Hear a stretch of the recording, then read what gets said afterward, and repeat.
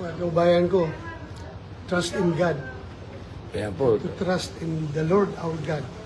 30,000 po ang nanonood sa atin, ha? 30,000. Ngayon, ang nanonood sa atin na mga kababayan natin, andito po ang ating bayani ngayon. Aarestuhin ako. May warrant of arrest daw si Trillanes na hawak. Hindi naman siya ICC, hindi siya PCTC, pero siya may hawak. Pero ayaw niya ipakita sa tao dahil somewhat spurious yung kanyang warrant of arrest. Wala klaro, hindi klaro. Hindi klaro yung kanyang warrant. Wala daw case number.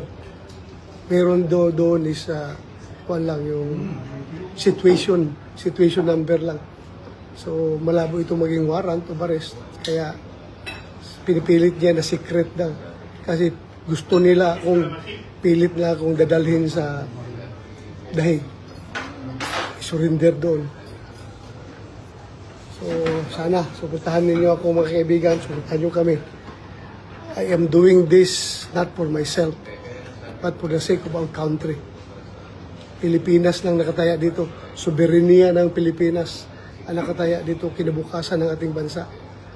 Sana suportahan ninyo kami sa aming pakikibaka dito dahil hindi po ito biro. Kami po ay ako'y naging chip-in lang para magtrabaho. Tapos ganun na lang gagawin nila kahit na wala pang klarong warrant of arrest. Dinideny ng DOJ na walang arrest warrant ng ICC na nakarating sa kanila.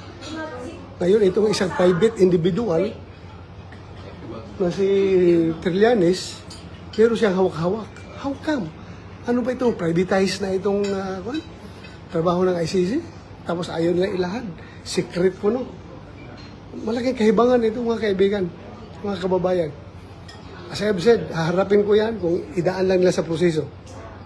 Kung merong totoong warrant of arrest, dalhin nila sa local court, ayusin nila, then pag-usapan natin at haharapin namin yan.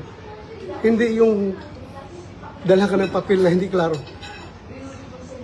Most likely spurious na warrant of arrest daldalan Trillanes kasi gusto niya madala ako doon sa dahig for rendition.